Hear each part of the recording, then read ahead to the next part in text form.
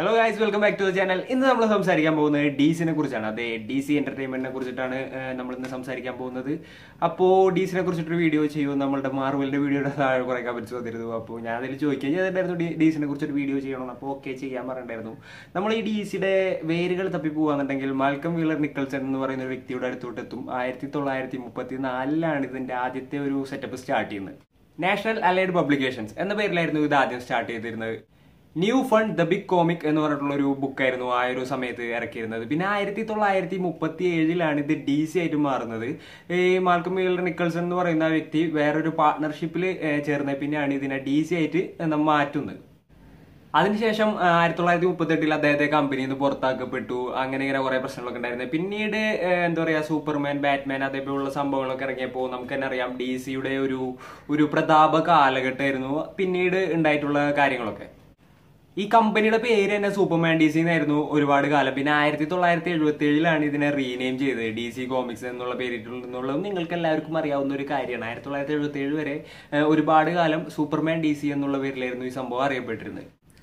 ഇപ്പോൾ DC entertainment എന്ന് പറയുന്നത് ടൈം വാർണറിന്റെ ആണ്. വാർണർ ബ്രോസിന്റെ ഒരു സബ്സിഡറി ആയിട്ടാണ് ഇപ്പോൾ പ്രവർത്തിക്കുന്നത് DC എന്റർടൈൻമെന്റും. അതും നിങ്ങൾക്ക് എല്ലാവർക്കും അറിയാവുന്ന ഒരു കാര്യമാണ്. അപ്പോൾ പിന്നെ ഇനി അടുത്ത കാര്യം, 1933 ജെറി സീഗളും ജോസ് എസ്റ്ററും എന്ന് പറഞ്ഞിട്ടുള്ള രണ്ട് ഹൈസ്കൂൾ വിദ്യാർത്ഥികളാണ് സൂപ്പർമാൻ എന്ന് പറഞ്ഞിട്ടുള്ള ആ കഥാപാത്രത്തിന് ആദ്യമായിട്ട് ക്രിയേറ്റ് ചെയ്തത്. അവരാണ് ആ സംഭവം വരച്ചുണ്ടാക്കിയിട്ട് അവരാണ് അതിന്റെ പിന്നിലത്തെ ബ്രെയിൻ എന്ന് വേണമെങ്കിൽ നമുക്ക് പറയാം. അതിനുശേഷം 1938 ടൈം ആയപ്പോൾ അവർ DCക്ക് അത് വിൽക്കുന്ന ഒരു സാഹചര്യമാണ് ഉണ്ടായത്. പിന്നീട് നമുക്കറിയാം DCയുടെ ഒരു ബാക്ക് ബോൺ ആയി തന്നെ സൂപ്പർമാൻ ആണ് നിന്നിട്ടുള്ളത്. അതിനുശേഷം 1975 ടൈം ആയപ്പോൾ അവർ കുറെ പ്രശ്നങ്ങളൊക്കെ ഉണ്ടാക്കി തുടങ്ങി. അതായത് പബ്ലിക് ക്യാമ്പയിൻ കാര്യങ്ങളൊക്കെ. കാരണം എന്താണെന്ന് വെച്ച് കഴിഞ്ഞിട്ടുണ്ടെങ്കിൽ അത്രയും വലിയൊരു ക്യാരക്ടറിന് ഉണ്ടാക്കിയതിന് ഇവർക്ക് തക്കതായിട്ടുള്ള കാര്യങ്ങളോ പ്രതിഫലങ്ങളോ അതേപോലുള്ള കാര്യങ്ങളോ ഒന്നും കിട്ടിയില്ല എന്ന് പറഞ്ഞിട്ട് അപ്പോൾ നല്ലൊരു പബ്ലിക് സപ്പോർട്ട് കിട്ടിയപ്പോൾ DCക്ക് ഇവരെ ഒതുക്കേണ്ടി വന്നു. $30,000 പെർ മന്ത് ഇവർക്ക് രണ്ടുപേർക്കും എന്താ പറയാ മരിക്കുന്ന സമയം വരെ കൊടുക്കുക എന്നുള്ള ഒരു അഗ്രിമെന്റിൽ, അതേപോലെ തന്നെ വീഡിയോ ഗെയിംസ് അതേപോലെ തന്നെ സൂപ്പർമാന്റെ ഫിലിംസ് കാര്യങ്ങളൊക്കെ ഇറങ്ങുന്നതിലും ഇവരുടെ പേര് വെക്കാം എന്നുള്ള ഒരു എന്താ പറയാ ഇതില് അവര് അത് അവസാനിപ്പിക്കാനുണ്ടായത്. പിന്നെ സൂപ്പർമാന്റെ തന്നെ കാര്യം എടുക്കാന്നുണ്ടെങ്കിൽ ഏറ്റവും ഇൻട്രസ്റ്റിംഗ് ആയിട്ടുള്ള ഒരു കാര്യം എന്ന് വെച്ച് കഴിഞ്ഞാൽ ആദ്യത്തെ 3 വർഷം സൂപ്പർമാന് പറക്കാൻ പറ്റില്ലായിരുന്നു. അതായത് കോമിക് ഇറങ്ങിയ ആദ്യത്തെ ഒരു 3 വർഷം സൂപ്പർമാന് പറക്കാനുള്ള ഒരു കഴിവുണ്ടായിരുന്നില്ല. സംഭവം എന്താണെന്ന് വെച്ച് കഴിഞ്ഞിട്ടുണ്ടെങ്കിൽ ചാടാനുള്ള ഒരു കഴിവ്, അതായത് ഒരു സ്ഥലത്ത് നിന്ന് അടുത്ത ഭയങ്കര ഡിസ്റ്റൻസ് ഉള്ള സ്ഥലത്തോട്ട് ചാടി പോകാനുള്ള ഒരു കഴിവായിരുന്നു ഉണ്ടായിരുന്നത്. പിന്നെ ഒരു കോമിക് അതായത് ആനിമേറ്റഡ് സീരീസ് ഒക്കെ ഇറക്കാനുള്ള ഒരു സെറ്റപ്പിലോട്ട് വന്നപ്പോൾ അത് വളരെയധികം ബുദ്ധിമുട്ടുള്ളതായിട്ട് തോന്നി. അതായത് വരക്കുന്നവർക്ക് ഇത് വരച്ച് ഫ്രെയിംസ് ഉണ്ടാക്കണമായിരുന്നല്ലോ. പണ്ടത്തെ ഒരു ആനിമേഷൻ സിസ്റ്റം എന്ന് പറഞ്ഞു കഴിഞ്ഞാൽ ഇപ്പോഴത്തെ പോലെ കമ്പ്യൂട്ടറൈസ്ഡ് ഒന്നും ആയിരുന്നില്ല. ഒരുപാട് ഫ്രെയിംസ് ഒക്കെ വരക്കുന്ന അതിനുള്ള ബുദ്ധിമുട്ട് കാരണങ്ങൾ കൊണ്ട് തന്നെ അപ്പോൾ അവര് വരക്കുന്നവർ വിചാരിച്ചു സൂപ്പർമാൻ എന്തുകൊണ്ട് പറന്നാൽ നൈസായിരിക്കില്ലേ, ഇതിപ്പോ ചാടുന്ന വരക്കാനുള്ള ബുദ്ധിമുട്ടുകൊണ്ടാണ് 3 വർഷത്തിന് ശേഷം സൂപ്പർമാൻ പറക്കാനുള്ള ഒരു കഴിവ് കിട്ടിയത്. അതങ്ങനെ. അപ്പോൾ അത് നിങ്ങൾക്ക് അറിയാവുന്ന ഒരു കാര്യമായിരിക്കും ഞാൻ വിചാരിക്കുന്നു. എന്തായാലും ഇനി അടുത്ത ഫാക്റ്റിലോട്ട് ഇടക്കാം. ഈ DC എന്ന് പറഞ്ഞിട്ടുള്ള ആ പേര്, അതായത് ഡിറ്റക്റ്റീവ് കോമിക്സ് എന്ന് പറഞ്ഞിട്ടുള്ള അവരുടെ ഒരു ഫേമസ് ആയിട്ടുള്ള ഒരു ബുക്കിൽ നിന്ന് വന്നാണ്. 1937 തുടങ്ങിയിട്ട് 2011 വരെയാണ് അത് പബ്ലിഷ് ചെയ്തത്. അതിനുശേഷം പിന്നെ 2016 തുടങ്ങിയിട്ട് ഇപ്പോൾ പബ്ലിഷ് ചെയ്തുകൊണ്ടിരിക്കുന്നുണ്ട്. അതിന്റെ ഉള്ളിൽ നിന്നാണ് ഈ ഒരു പേര് കാര്യങ്ങളൊക്കെ വന്നത്. അതിൻ്റെ ഉള്ളിൽ തന്നെ നോട്ടബിൾ ആയിട്ടുള്ള ഒരു എപ്പിസോഡ് എന്ന് പറയുന്നത് 27 അതായത് എന്താ പറയുക ഡിറ്റക്റ്റീവ് കോമിക്സ് 27. കാരണം എന്താണെന്ന് വെച്ച് കഴിഞ്ഞിട്ടുണ്ടെങ്കിൽ അതിലാണ് ആദ്യമായിട്ട് നമ്മളുടെ ബാറ്റ്മാനെ അവതരിപ്പിച്ചിട്ടുള്ളത്. പിന്നെ 80s ടൈമിൽ DC എന്ന് വെച്ച് കഴിഞ്ഞിട്ടുണ്ടെങ്കിൽ വളരെയധികം ഫൈനാൻഷ്യൽ ക്രൈസിസിലൂടെ ഒക്കെ കടന്നു പോകുന്ന ടൈമിൽ അവരുടെ മെയിൻ ആയിട്ടുള്ള സൂപ്പർ ഹീറോസിനെ അവരുടെ ഒരു കോമ്പറ്റീറ്റർ ആയിട്ടുള്ള മാർവലിനെ വിൽക്കാനുള്ള ഒരു ശ്രമം നടത്തി നോക്കിയിട്ടുണ്ടായിരുന്നു. അന്നത്തെ മാർവലിന്റെ CEO അത് സ്വീകരിച്ചില്ല എന്നുള്ളതാണ്. അങ്ങനെ ആയിരുന്നുണ്ടെങ്കിൽ ബാറ്റ്മാൻ അതേപോലെ തന്നെ Superman, green lantern, wonder woman ഇതൊക്കെ അവരുടെ കയ്യിൽ വരുന്ന ഒരു സിറ്റുവേഷൻ ഉണ്ടായിരുന്നത്. അപ്പോൾ ഇത് ആളുകൾ സ്വീകരിക്കാത്തത് ആ ടൈമിൽ അവർക്ക് ഫിനാൻഷ്യൽ ക്രൈസിസ് ഒക്കെ വന്നപ്പോഴാണ് സെല് ചെയ്യാൻ നോക്കിയത്. അപ്പോൾ അവരുടെ മാർവലിന്റെ CEO പറഞ്ഞു ഇതിപ്പോൾ ആളുകൾക്ക് വലിയ താല്പര്യമില്ലാത്തതുകൊണ്ടായിരിക്കും, അതിപ്പോൾ ഞാൻ കിട്ടിയിട്ട് വലിയ കാര്യമില്ല എന്നൊക്കെ അവർ ആ സമയത്ത് പറഞ്ഞു ഒഴിവാക്കി. ഇഫ് സപ്പോസ് ഒന്ന് ആലോചിച്ച് നോക്കുക, ഇപ്പൊ സൂപ്പർമാനും ബാറ്റ്മാനും ഒക്കെ മാർവൽ വാങ്ങിയിരുന്നെങ്കിൽ ഇപ്പൊ തന്നെ മാർവൽ എന്ന ലെവല് അതുകൂടെ വാങ്ങിയിരുന്ന ഒരു തീരുമാനമാണ്. അപ്പോ അവിടെ നിന്നാണ് എന്താ പറയാ ആ ഒരു ടൈമിൽ പുള്ളിക്കാരൻ മാർവലിന്റെ അന്ന് CEO റിജക്ട് ചെയ്യാണ്ടായിരുന്നത്. 80s ഫിനാൻഷ്യൽ ക്രൈസിസ് DCക്ക് വന്ന സമയത്ത്. 1940 ബാറ്റ്മാൻ നമ്പർ 1 എന്ന് പറഞ്ഞിട്ടുള്ള ബുക്കിലാണ് ബോബ് കെയ്ൻ ആദ്യമായിട്ട് ജോക്കറിനെ കൊണ്ടുവന്നത്. ജോക്കറിനെ കൊണ്ടുവന്നതിന് ശേഷം പെട്ടെന്ന് തന്നെ ജോക്കറിനെ കൊന്നുകളയുന്ന ഒരു സിറ്റുവേഷനാണ് ഉണ്ടായത്. അതിനുശേഷം അതായത് ജോക്കറിനെ പുള്ളിക്കാരൻ വലിയ താല്പര്യം ഉണ്ടായിരുന്നില്ല. അങ്ങനെ ഒരു സിറ്റുവേഷൻ വന്നപ്പോൾ പുള്ളിക്കാരൻ ജോക്കറിനെ കൊന്നുകളയുന്ന ഒരു സിറ്റുവേഷൻ ഉണ്ടായി. അപ്പോൾ ഈ ജോക്കറിന്റെ പൊട്ടൻഷ്യൽ തിരിച്ചറിഞ്ഞത് വേറൊരു എഡിറ്ററാണ്. ആ എഡിറ്ററാണ് പിന്നീട് ഇത് ആളെങ്ങനെ ഒന്നുകളഞ്ഞാൽ ഒന്നും സെറ്റ് ആവില്ല എന്നൊക്കെ പറഞ്ഞിട്ട് വേറൊരു കാര്യങ്ങളൊക്കെ പുള്ളിക്കാരൻ അതായത് ബോബ് കെയ്ൻ പറഞ്ഞിട്ട് മനസ്സിലാക്കി കൊടുത്തു. അതിനുശേഷം മരണത്തിൽ നിന്ന് ജീവിച്ചു എന്ന ജോക്കറാണ്. പിന്നെ എന്താ പറയാ, ഇപ്പോ നമ്മൾ DC എടുക്കുകയാണെന്നുണ്ടെങ്കിൽ ഏറ്റവും കൂടുതൽ എന്താ വെച്ചാൽ ജീവനുള്ള ഒരു കഥാപാത്രം എന്ന് പറഞ്ഞു കഴിഞ്ഞാൽ ഹെത്ത് ലെഡ്ജർ എന്താ പറയാ ജോക്കറായി മാറിയ ഒരു ഇത് തന്നെയാണ്. അത്രയും അടിപൊളിയായിട്ട് വേറൊന്നും ഇതുവരെ എന്താ പറയാ, എൻ്റെ ഒരു ഇതിൽ ഏറ്റവും ഇഷ്ടമായ ഒരു ക്യാരക്ടർ അതാണ്. നിങ്ങൾക്ക് ഒരുപാട് ആളുകൾക്ക് അത് തന്നെയായിരിക്കും എന്ന് ഞാൻ വിശ്വസിക്കുന്നു. അപ്പോൾ ജോക്കറിനെ കൊന്നുകളയേണ്ട ഒരു സിറ്റുവേഷൻ ആയിരുന്നു. പിന്നെ ബോക്കെയിൻ എന്ന് പറഞ്ഞിട്ടുള്ള അതിന്റെ ആള് പിന്നീട് ഒരു എഡിറ്റർ കണ്ടുപിടിച്ച്, അതായത് ഇതിന്റെ പൊട്ടൻഷ്യൽ ശരിക്കും പറഞ്ഞാൽ എഡിറ്റർ സമ്മതിക്കണമല്ലേ, ആൾ അത്ര ലോങ് ടൈം വിഷനിൽ 1940 അതിനൊക്കെ ചിന്തിച്ച് ഇപ്പോഴത്തെ ഒരു ജോക്കർ എന്ന് പറഞ്ഞു കഴിഞ്ഞാൽ ആളുടെയും കൂടെ ഒരു മൈൻഡിന്റെ ഒരു പവറാണ് ശരിക്കും പറഞ്ഞു കഴിഞ്ഞിട്ടുണ്ടെങ്കിൽ.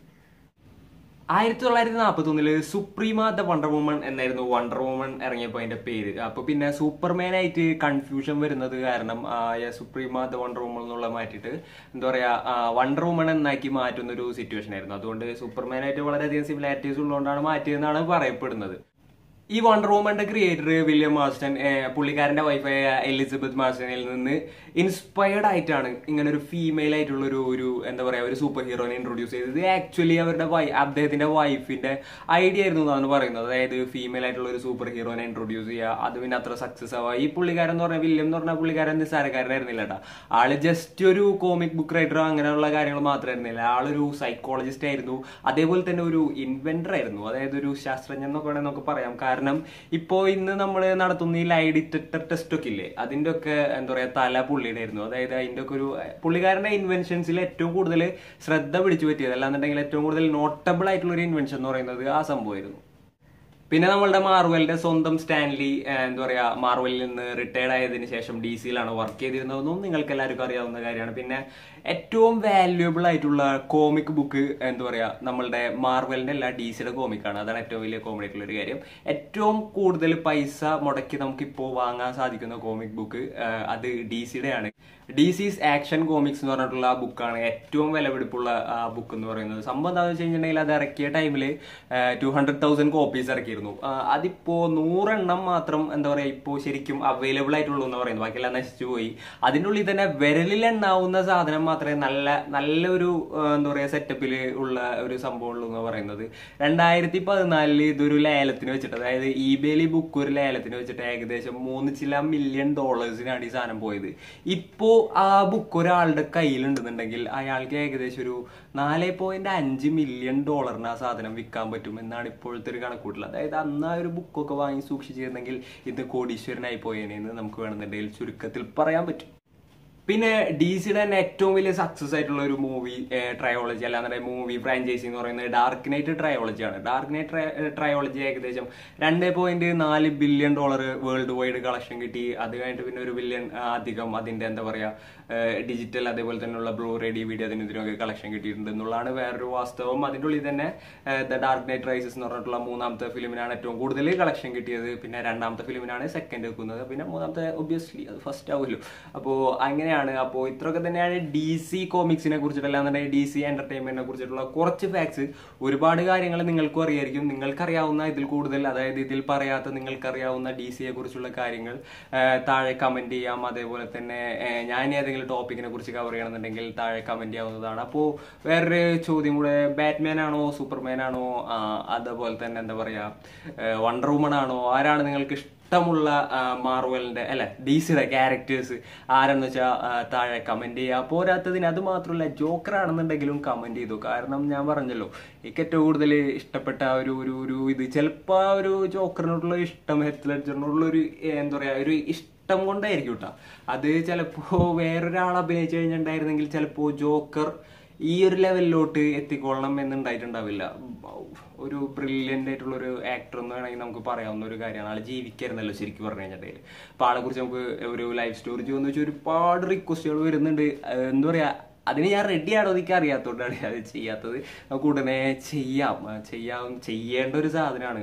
ഒരു ഇൻസ്പയറിംഗ് ആയിട്ടുള്ള ഒരു സ്റ്റോറി, അതേപോലെ തന്നെ ഒരു ഹെവിയുള്ള മച്ചാനാണല്ലോ, ഒരു ലെജൻഡ് എന്നൊക്കെ വേണമെങ്കിൽ നമുക്ക് പറയാമല്ലോ. ആ ഒരു ലെവലിലുള്ള ഒരു വ്യക്തിയാണല്ലോ. അപ്പോൾ പിന്നെ ഇന്നത്തെ വീഡിയോയിൽ ഇത്രയൊക്കെ തന്നെ ഉള്ളൂ. DC-യെ കുറിച്ച് കുറച്ച് കാര്യങ്ങൾ നിങ്ങൾക്ക് എല്ലാവർക്കും മനസ്സിലായി എന്ന് ഞാൻ വിചാരിക്കുന്നു. അതായത് ഹിഡൻ ആയിട്ടുള്ള കുറച്ച് ഫാക്ട്സ്, നിങ്ങൾക്ക് അറിയാത്ത ഏതെങ്കിലും ഒരു കാര്യമെങ്കിലും ഇതിലുണ്ടായിട്ടുണ്ടോ എന്ന് ഞാൻ വിശ്വസിക്കുന്നു. നിങ്ങൾക്ക് ഈ കാര്യം എല്ലാം അറിയാവുന്നതായാലും താഴെ കമന്റ് ചെയ്യുക. ഇതെല്ലാം അറിയാത്ത കിട്ടിയെന്നുണ്ടെങ്കിലും താഴെ കമന്റ് ചെയ്യുക. അതേപോലെ തന്നെ നേരത്തെ പറഞ്ഞ പോലെ തന്നെ നിങ്ങൾക്ക് ഇതിൽ കൂടുതൽ അറിയാവുന്നതായാലും അതും താഴെ കമന്റ് ചെയ്യുക. പിന്നെ ഈ വീഡിയോനെ കുറിച്ചുള്ള അഭിപ്രായങ്ങളും കമന്റ് ചെയ്യുക. അപ്പോൾ and it's me Rasin signing off. Piece.